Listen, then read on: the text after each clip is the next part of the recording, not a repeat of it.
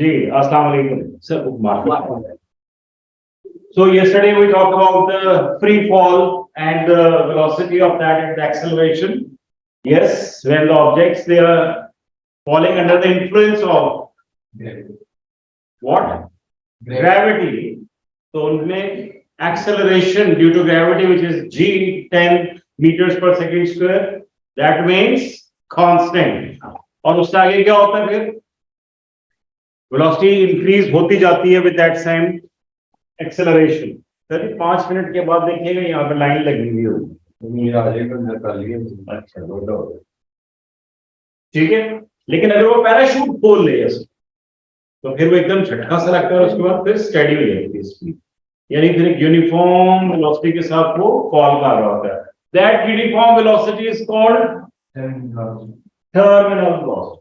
ठीक हो गई. उस्मान बिन खदीजा समझ आ रहा है बेटा? ये नहीं आ रहा? What is terminal velocity?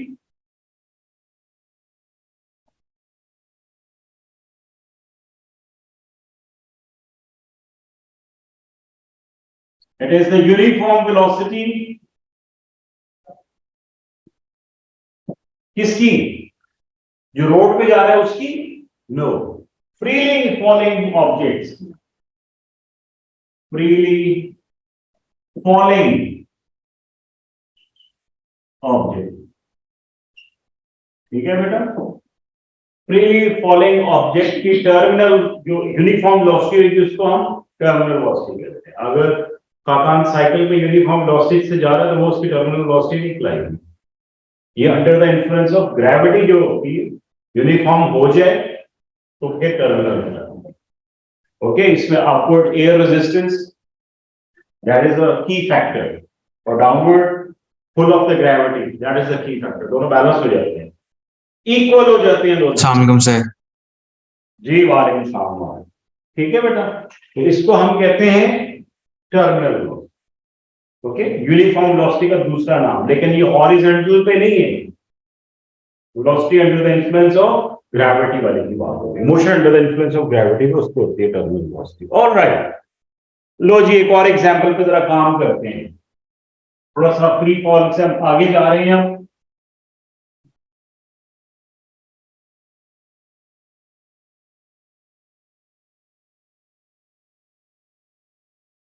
Let's suppose एक टेबल के ऊपर एक ब्लॉक रखा हुआ है.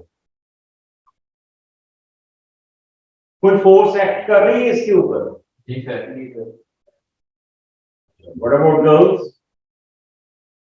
ब्लॉक पे कोई फोर्स एक्ट कर रही है? ग्रेविटेशनल फोर्स और weight. It is just placed on a table. जी गर्ल्स, आप गर्ल्स हो? नहीं हो तो फिर खामोश रहना. जी वेट किस तरफ एक्ट कर रहे हैं? डाउनवर्ड्स. यस.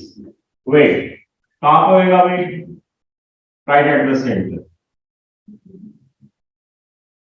कोई और चीज, कोई और force?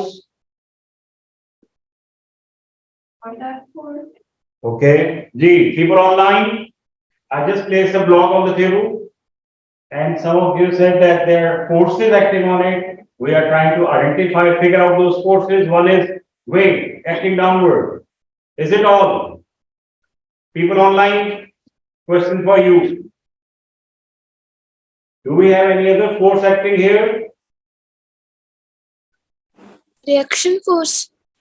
Reaction of the surface.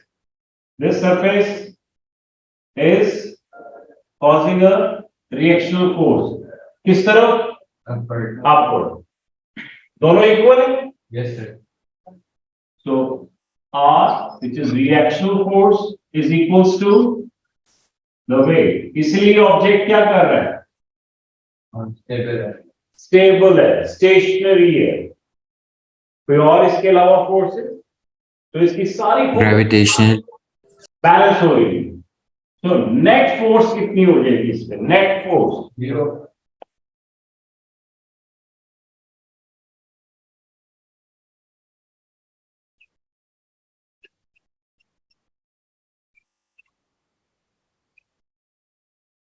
Net force acting on this object is 0, right? So all the forces, they are cancelling each other. Upward force is equals to downward force. So when this object, when the net forces or all the forces acting on this object, they are 0, it is in a special state. As Mustafa, you were saying stable. Yeah, we can say that. But that state is called equilibrium state. Which state? Equilibrium state.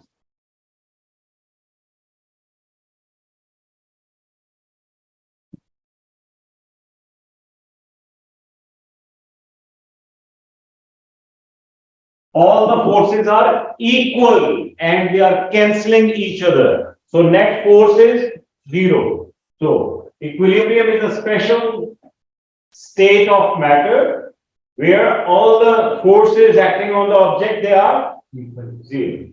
So we have sum of the forces acting on the object. Sum means summation. This is means sum. मैं लिख भी देता हूँ साथ में.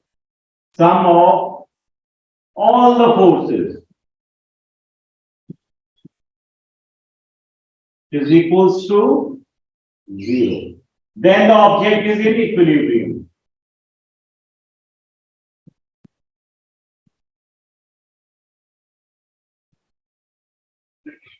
Equilibrium state.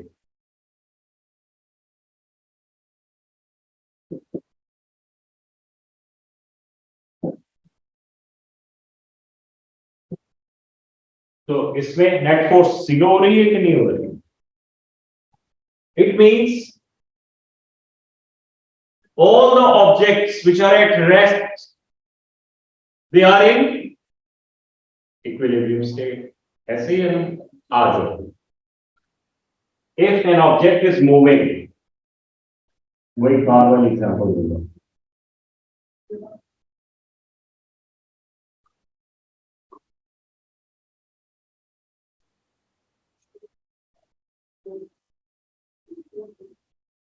Car moving with maximum speed 165 kilometers per hour.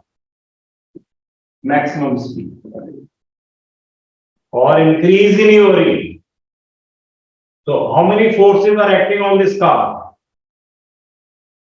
बताइए जी. Frictional force, air resistance, engine की force. जी खाकान. इसके टायर कितने हैं? जी. How many forces are acting on it? Sherbano. Can you name any one of them? Air resistance. किस तरफ act कर रहा है? Opposite to its motion.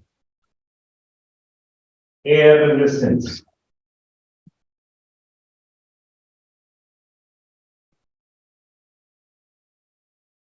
Aligarh कोई और फोर्स एक्ट कर रही है इस कार पे?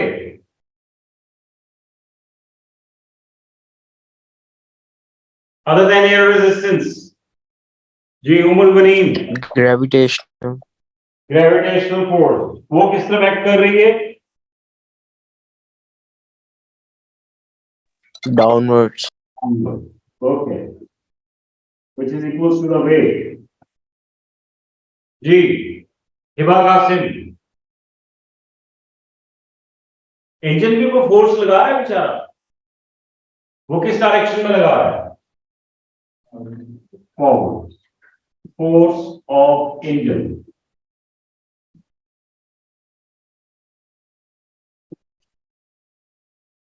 जी इस्तफा सेन. कोई और फोर्स? Frictional force. वो किस डायरेक्शन? फ्रिक्शनल. इसको बोलते हैं रेड से बनाते हैं.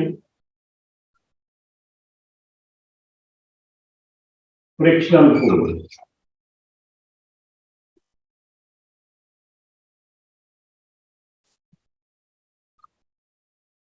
As car is pushing backward, the friction is in the opposite direction. Frictional force, right? Yes. This constant uniform velocity of the car indicates that the net force acting on the car is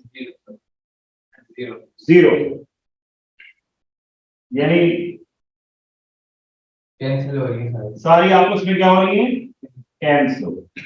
net force यानी सम of किसका, air resistance plus engine force plus weight plus friction, ये सारी किसके equal हो रही है, net force. Can I से this car moving with uniform velocity is in state of equilibrium? Yes? No. Condition क्या है? Sum of all the forces should be equals to 0. यहाँ पे sum of all the forces equal to 0 हो रहा है, तो फिर ये किस में होगा, इक्विलिब्रियम. फिर डेफिनेटली ये इक्विलिब्रियम. ठीक है बेटा? Any question? People online, any questions बेटा? अच्छा, अगर नहीं कोई क्वेश्चन है तो जरा गौर से सुन के बताना. सेंटेंस सुनना गौर से. A body at rest is always in equilibrium, and a body in motion may or may not be in equilibrium. Yes sir Humul Baneen समझ में आया बेटा? Yes, sir. Good. A body at rest is always in equilibrium, but a body in motion may or may not be in equilibrium. The body in motion can be in equilibrium when the net forces acting on them, they are equals to 0. So no net force acting on it. ठीक है जी? तो अगर कोई चीज accelerate हो रही है या डी एक्सेलरेट हो रही है तो इक्विलिब्रियम में है, नो. बिकॉज एक्सेलरेशन किस पे डिपेंड करती है, product of mass and acceleration is what, force. तो जब फोर्स लग रही होगी तो फिर तो नहीं ना नेट फोर्स 0 है. तो ये वाला इस केस में फोर्स लग रही है तो फिर नहीं. लेकिन यहाँ पे फोर्स से सारी क्या हो रही है, कैंसिल. अगर कैंसिल आउट होकर 0 हो रही है तो फिर इट इज इन इक्विलिब्रियम. यहां तक ओके? Sir, जी बेटा. जो आपने फ्रिक्शनल फोर्स के लिए एरो बनाया है, shouldn't be pointing in the opposite direction. Yes, when we are. आपने वो फॉरवर्ड की तरफ किया हुआ. हाँ बेटा, ये देखो जरा गौर से. दिस इज द टायर, ये ग्राउंड पे है, ठीक है, इधर, और कार आगे की तरफ जा रही है. तो टायर जो है जब वो घूमेगा इस तरह से घूमेगा ना, ठीक है, तो वो ग्राउंड पे फोर्स किस तरफ लगाएगा, बैकवर्ड, इस तरफ, so that the car can move forward. ठीक है, तो जब फोर्स वो इस तरफ लगा रहा है तो फ्रिक्शन किस तरफ होगी, ऑपोजिट टू द फोर्स. नहीं समझ आया? ओके, कोई बात नहीं. जब आप चलते हो, व्हेन यू आर वॉकिंग, तो you are pushing the ground in the backward direction. This is your action, and as a result your body is moving forward. आप ग्राउंड को कैसे पुश कर रहे हो, पीछे, तो फ्रिक्शन किधर होगी, ठीक है, उस तरह से. अगर आप इस तरह देखें ना, अगर आप you are moving in this direction तो फ्रिक्शन इसके ऑपोजिट होगी ना. तो tyre is going like this, pressing this way, तो फ्रिक्शन की डायरेक्शन ऑपोजिट होगी. Yes, it is slightly confusing because यहां पे टायर फॉरवर्ड नहीं जा रहा, बैकवर्ड फोर्स लगा रहा है, इसलिए as a whole the entire car is moving forward. ठीक है, but this tyre and ground, इनकी जरा डायरेक्शन और तरह की, इसलिए इसको ऐसा बनाया. ठीक है बेटा, just to make you people understand. First condition कहते हैं इसको, sum of all the forces must be equal to, is the first condition.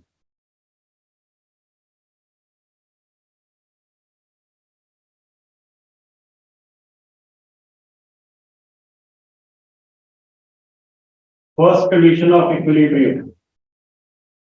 इसका मतलब है कोई और भी होगी। आज जो देखते हैं और क्या हो सकती है। मैं ये साइड में डाल रहा हूं, ये मैं इधर ही लिखा रहने दूंगा।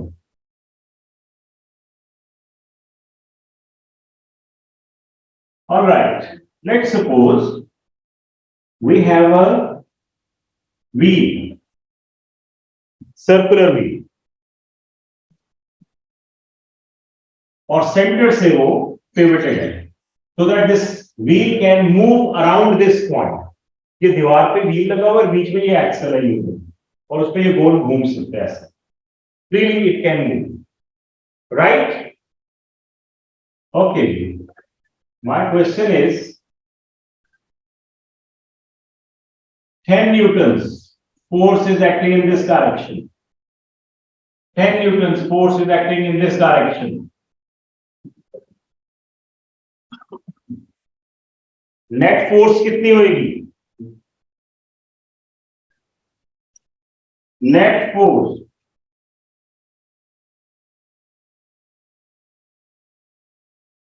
होगी या नहीं होगी? Yes or no? 10 newton this direction, 10 newton this direction. So, तो क्या नेट रहेगा? वही तो कह रहे हैं, नेट फोर्स कितनी होगी? 0 होगी। क्या चीज की कंफ्यूजन है? क्लियर हुआ? नहीं समझ आ रहा है? भाई अगर एक बॉक्स रखा हुआ है, एक बच्चा 10 न्यूटन की फोर्स इधर से लगा रहा है, एक और बच्चा 10 न्यूटन की फोर्स इधर से लगा रहा है, किस तरफ जाएगा? किस तरफ मूव करेगा ये बॉक्स? नहीं करेगा क्यों नहीं करेगा? बिकॉज नेट फोर्स 0 होगी। Net force 0। मैं यही तो पूछ रहा हूँ, यहाँ पे इन दोनों की नेट फोर्स कितनी है? 0। No net force 0, cancel out, 4 ऐसे ही है। लो जी, मैंने क्या किया, इस फोर्स को यहां से मैं सिर्फ खिसका के नीचे ले आया है 10 न्यूटन जी, और सिर्फ खिसका के मैं नीचे ले आऊं इस पॉइंट के बजाय इस पॉइंट पे। अब नेट फोर्स कितनी है? ये मूव करेगा है जी, करेगा किस डायरेक्शन में? सर अभी भी 0 है नेट फोर्स। लेकिन ये मूव करेगा जी करेगा। किस डायरेक्शन में करेगा? तो इस तरह उस तरह नहीं होगा। Clockwise. Thank you very much. Circular motion हमेशा 2 डायरेक्शन में उसकी, क्लॉकवाइज एंटी क्लॉकवाइज। पंखा कैसे घूम रहा है सर? ऐसे ऐसे ऐसे ऐसे नहीं, इधर क्लॉकवाइज और एंटी क्लॉकवाइज। ठीक है बेटा? तो ये व्हील किस तरह मूव करेगा? क्लॉकवाइज, इस डायरेक्शन में मूव करेगा। तो फिर जब ये मूव कर रहा है, इसका मतलब है कोई नेट फोर्स है ना, विच इज मूविंग इट। ये क्या हो गया? अभी तो ये नेट फोर्स 0। अब क्या हो गया? मैग्नीट्यूड चेंज किए मैंने? नो, 10 था पहले भी, अभी 10 है। डायरेक्शन चेंज की है मैंने? पहले भी इसी तरफ थी और ये इसी तरफ थी, अभी भी उधर ही है। पोजीशन चेंज किया, सिर्फ पोजीशन चेंज की, डायरेक्शन तो नहीं चेंज की। तो वेक्टर्स को हम कहीं भी बना सकते हैं, पोजीशन चेंज कर सकते हैं हम, सिर्फ हम उनका मैग्नीट्यूड एंड डायरेक्शन नहीं चेंज कर सकते, वरना सारा गड़बड़ हो जाएगा। तो यहाँ पर तो फर्स्ट कंडीशन पूरी हो रही है, sum of all the forces mathematically तो हो रही है, लेकिन ये इक्विलिब्रियम में है। तो ये किस में है? ये क्या चीज है देन? भाई यहां पे मूव नहीं कर रहा था, यहां पे मूव कर रहा है। लो, अच्छा मैं इसको हटा देता हूं। किस डायरेक्शन में मूव करेगा? इसी फोर्स को मैं अगर ऊपर ले लूं यहां पर एंटी क्लॉकवाइज 10 न्यूटन, तो अब किसने मूव करेगा? हाय हाय, ये कैसे? फोर्स की तो डायरेक्शन नहीं हमने चेंज की। तो अब बताओ आप किधर मूव करेगा?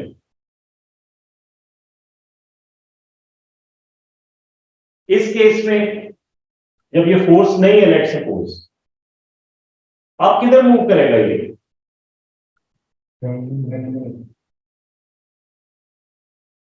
है ना मजे की चीज? अच्छा, let's suppose this is point B. This is point B.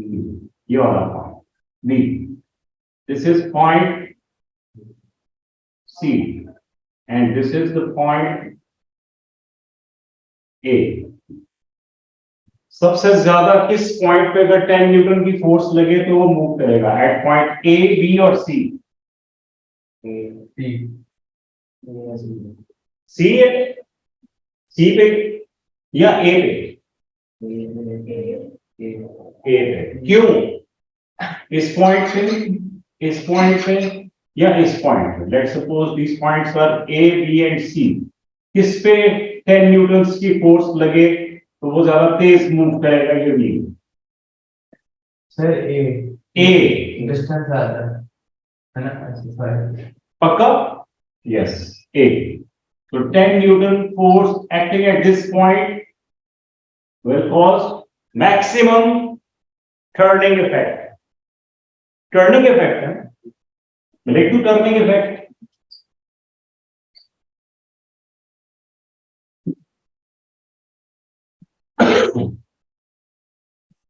This turning effect, gap है बीच में, इकट्ठा नहीं समझ। Turning effect is called moment. ठीक है? टर्निंग इफेक्ट का असल नाम मोमेंट है, right? So if 10 Newton force is acting at A, it will cause maximum turning effect. Yes? In which direction? Anti-clockwise direction. Anti-clockwise direction. If the same force with the same direction it is acting at this point, at point D, this is point D, 10 newtons. What is expected? नहीं, ऊपर वाली अगर ना हो, सिर्फ नीचे वाली हो at point D, so it will cause direction, rotation in the direction of clockwise direction. Fine. अगर ये दोनों फोर्सेस लड़ रही हैं, मूव करेगा? अब देखो फोर्सेस की डायरेक्शन तो सेम है, ये तो टोटल नेट फोर्स कितनी होनी चाहिए थी, और यहाँ पे कितना इफेक्ट आ रहा है? It means it's not only the force, it is something else. Along with the force there is one more factor. Yes, this is clockwise and this is anti-clockwise. What? Not direction, it is the clockwise moment, and this is that was anti-clockwise, this is clockwise moment. So moment is actually equals to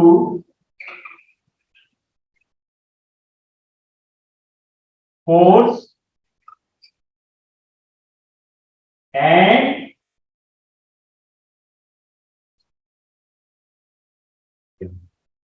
लेकिन कौन सा वाला distance? Perpendicular distance from the pivot. ओ, दो चीजें आ रही हैं, गौर से सुनो. Perpendicular distance from the pivot. पहले तो मुझे ये बताओ पिवट क्या होती है?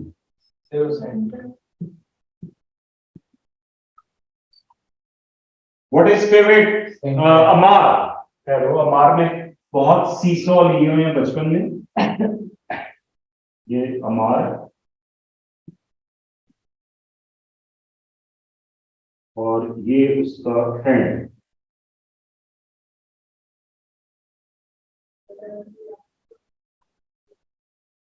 जी अमार, शीशा लिया और तुमने बचपन में? ये शीशा कंप्लीट है? झूले ले लेंगे, स्विंग ले लेंगे दोनों? नो. क्या चीज में सही है? पिवट. ये इस सेंटर में, the point around which this seesaw can move, this point is called pivotal point, and this wedge like structure, a triangle or any support, this is called pivot.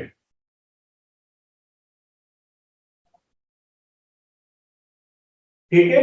थोड़ा सा मुझे ये सीसॉ वाली example समझानी पड़ेगी आपको. Let's suppose हमने अमार को थोड़ा सा आगे करके बिठा दिए यहाँ पे।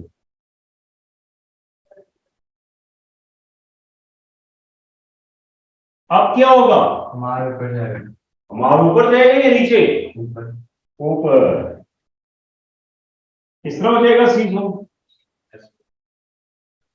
ये नीचे आ सकेगा बेचारा, नहीं। ठीक है, तो क्यों हुआ ऐसा,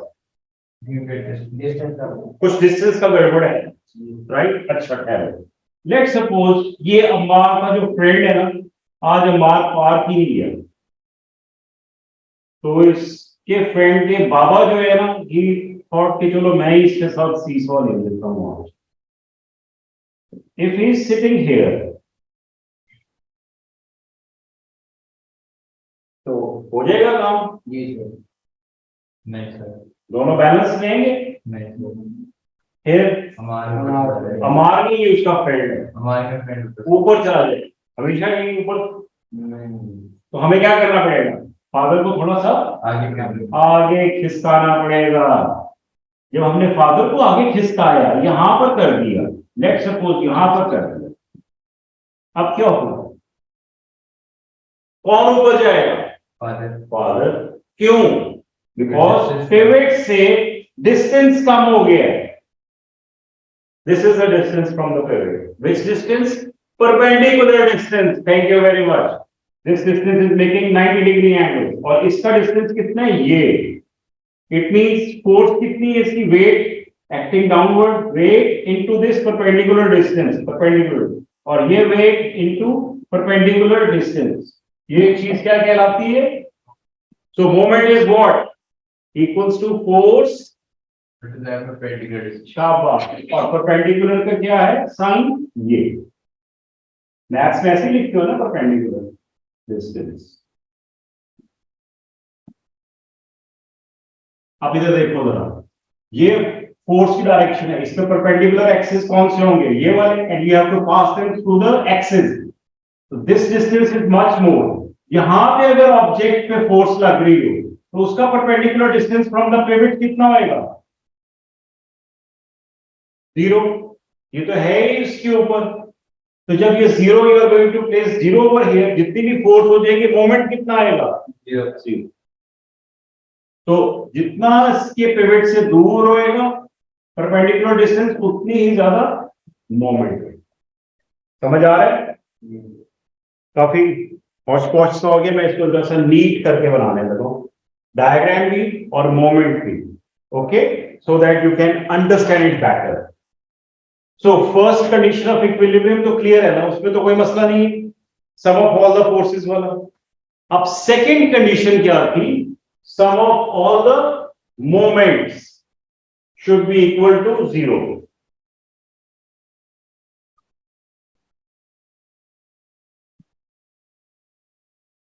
This is second condition of equilibrium.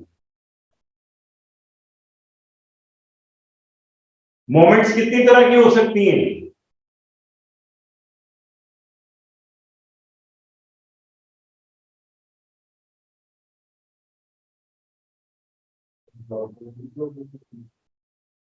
All right, कोई बात नहीं, थोड़ा थोड़ा समझ में आ रहा है, ज्यादा नहीं आ रहा, इसलिए मैंने ये रब की है ताकि आपको अच्छा समझ में आए। Okay, let's take the example of the seesaw once again. There are two children sitting on this seesaw, they are taking the swings A and B. All right. So their distance from pivot, this is pivot. Their distance, perpendicular distance. ये distance and ये distance बराबर है. So they can enjoy. इसका अगर let's suppose ये बच्चा ना हो, इसका weight which is acting downward, is it going to produce clockwise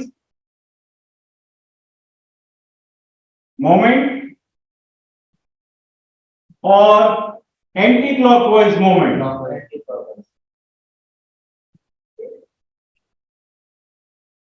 अगर बच्चा ना हो तो वो ऊपर जाएगा ना। हाँ, तो किस तरफ बनेगा ये? और ये बच्चा किस तरफ लेके जा रहा है, लेट्स सपोज दोनों ही है, दोनों में से कौन सा एंटी क्लॉकवाइज है, कौन सा क्लॉकवाइज है, मैं CW for clockwise and ACW for anti clockwise लिख रहा हूं, तो वेट इज एक्टिंग डाउनवर्ड, तो दोनों में से कौन सा बच्चा क्लॉकवाइज मूवमेंट प्रोड्यूस कर रहा है, कौन सा एंटी क्लॉकवाइज, ए और बी, जी क्लॉकवाइज कौन प्रोड्यूस कर रहा है, बी और ए, सर दोनों नहीं करेंगे। दोनों ही क्लॉकवाइज करेंगे, जी सर। ओके दोनों ही करेंगे, ये भी क्लॉकवाइज, ये भी क्लॉकवाइज, सीसॉ से बैठ जाएगा ना नीचे, टूट जाएगा, दोनों ही क्लॉकवाइज करेंगे, अब वो मूव ही नहीं करेंगे। सर ये एंटी क्लॉकवाइज। ऑलराइट, जब बी क्लॉकवाइज प्रोड्यूस कर रहा रहेगा तो ए किधर जा रहेगा, नीचे की तरफ, नहीं ऊपर की तरफ, तो दोनों क्लॉकवाइज कर रहे होंगे, और जब ये नीचे आएगा तो वो किधर जाएगा, ऑलराइट, इस वक्त दोनों बैलेंस हैं, ऐसे बिल्कुल कोई नीचे ऊपर नहीं जा रहा, चाइल्ड ए किस डायरेक्शन में मोमेंट प्रोड्यूस करने की कोशिश कर रहा है, रिसीविंग। ऑलराइट, और बी रिसीविंग। रॉन्ग, बाकी लोग सोच के बताओ बेटा, एंटी क्लॉकवाइज को define B clockwise. okay, Khan said child A in this condition is trying to produce anti-clockwise movement and child B clockwise. Okay. G, Sherman, and then Aruba, and then people online. G.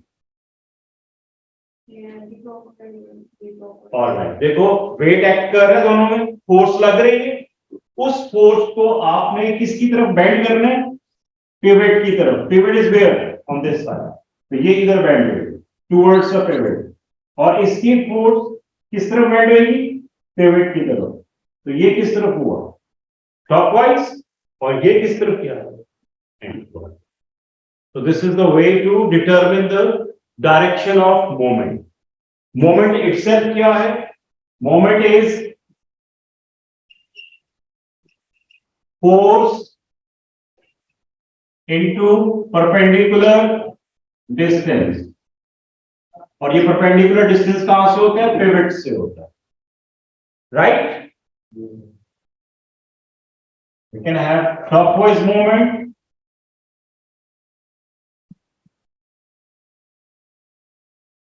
and anti-clockwise movement.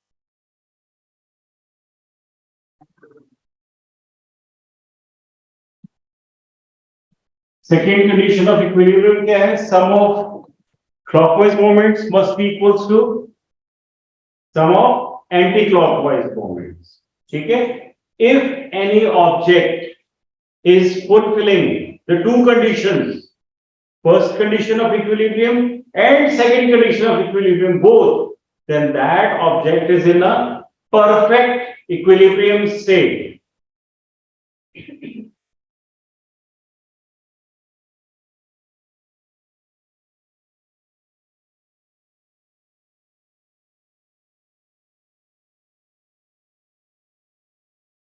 वो कैसे,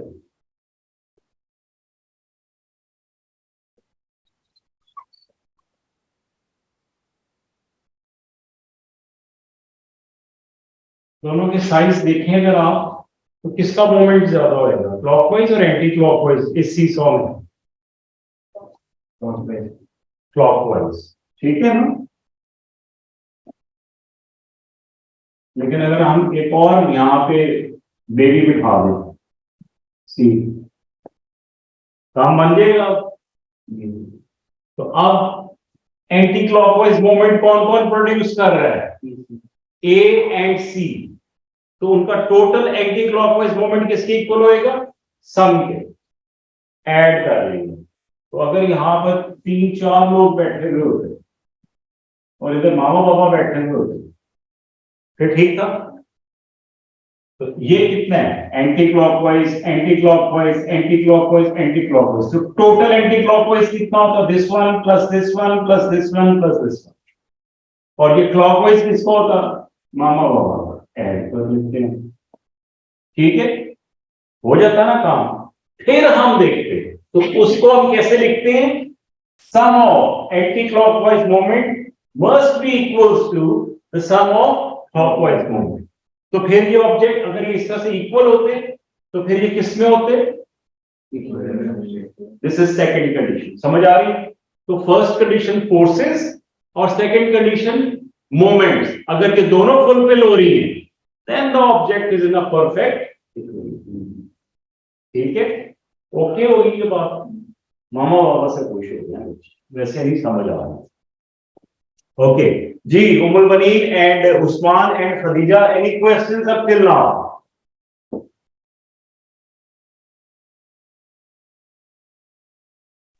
sir मुझे I didn't understand कि उसमें वो जिस कब होगा greater moment, जब ज्यादा डिस्टेंस होगा या कम डिस्टेंस होगा?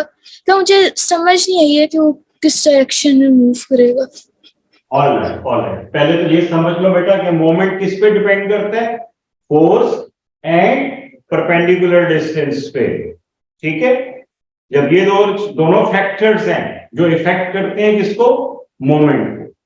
ठीक है, ज्यादा फोर्स ज्यादा मोमेंट, ज्यादा डिस्टेंस ज्यादा मोमेंट, दोनों फैक्टर्स इंफ्लुएंस करेंगे मोमेंट के ऊपर। राइट? नहीं समझ आ रही है? देखो ये सीसॉ है, ये 4 बच्चे एक तरफ है, मामा बाबा एक तरफ है। ठीक है, बैलेंस हो गए। अब अगर इनके एक अंकल आ गए और वो अंकल इधर खड़े हुए हैं इसके ऊपर, अंकल का क्या मोमेंट होएगा? क्योंकि वो किस पे है? तो उनका डिस्टेंस कितना है? वो बहुत मोटे से, लेट्स सपोज ऐसे इसके ऊपर खड़े हो, फोर्स तो बहुत ज्यादा है, डिस्टेंस कितना है? 0। एनीथिंग मल्टीप्लाई बाय 0 तो आंसर क्या आता है? 0। तो इनका मोमेंट कितना है? 0 है। तो मोटे लेकिन मोमेंट 0 है, सो नो इन्फ्लुएंस। उमर बनीन समझ में आ रहा है बेटा? जी सर, लेकिन जो आपने एक वो एग्जांपल दी थी व्हील वाली, वो व्हील उसमें अब वो वाली छोड़ दो। आई नो वो थोड़ी कंफ्यूजिंग थी, इसलिए मैंने उसको छोड़ दिया, मैंने सीसॉ के लिए। और बेटा जो आगे एग्जांपल्स आएंगी ना, और ठीक है, प्लैंक की और इस तरह की, तो उसमें और चीजें क्लियर हो जाएंगी। व्हील की हम फिर बाद में डिस्कशन करेंगे। मैं 2-3 आपको और एग्जांपल्स दे के अच्छा समझा के, तो I will take you back to that wheel. अभी नहीं, आई कुड फील कि वो अभी आपको वो समझ नहीं आया, इसलिए मैंने उसको नहीं दोबारा से रिपीट किया। ठीक है, तो अभी व्हील वाली में मत जाओ, सिर्फ इससे समझ लो। ठीक है बेटा? और हमें पता कैसे चलता है कि ये वाली फोर्स क्लॉकवाइज प्रोड्यूस करेगी या एंटी क्लॉकवाइज? तो हम लेट्स सपोज हम ये डी को देखना चाह रहे हैं कि ये किस तरफ मोमेंट प्रोड्यूस करेंगे। नेट फोर्स तो हम डी को कंसीडर करेंगे और बाकी सारी फोर्सेस को भूल जाएंगे। इमेजिन करो और कोई फोर्स ही नहीं लग रही। ओके, तो the weight is acting downwards, तो यहां से डाउनवर्ड को हमें टुवर्ड्स द पिवट लेके आना है, टुवर्ड्स द पिवट। तो ये कौन सी डायरेक्शन बनेगी? उमर बनी कौन सी डायरेक्शन बनेगी बेटा? क्लॉकवाइज। ऐसे डायरेक्शन फाइंड करनी है। ठीक है, you have to move the force towards the pivot, towards the pivot. Alright, और यहां से फोर्स किधर जाएगी? Towards the pivot. ओके, जब हम मंडे को ये क्वेश्चंस करेंगे तो इसमें मैं आपको बहुत डिफरेंट किस्म के केसेस करवाऊंगा। जिसमें आप you will be able to figure out कि कौन सी फोर्स क्लॉकवाइज मोमेंट प्रोड्यूस कर रही है, कौन सी फोर्स एंटी क्लॉकवाइज कर रही है, तो वो अच्छा कॉन्सेप्ट क्लियर हो जाएगा। अभी it is a complex and difficult concept, I understand, इसलिए मैंने इसको इंक्लूड नहीं किया हुआ टेस्ट में। मंडे, ट्यूसडे एंड वेडनेसडे 3 दिन हमारा मोमेंट्स पे लगेगा, ओके, तो बहुत अच्छी तरह से समझ में आएगा। हम इसके 3-4 केसेस हैं जिनको हम समझेंगे।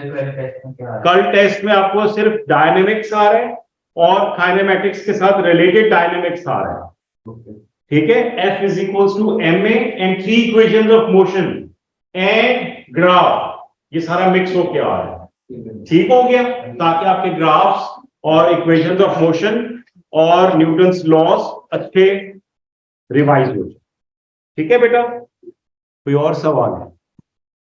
कोई नहीं है, चलो छुट्टी हो गई, शाबाश, खुदा हाफिज बेटा।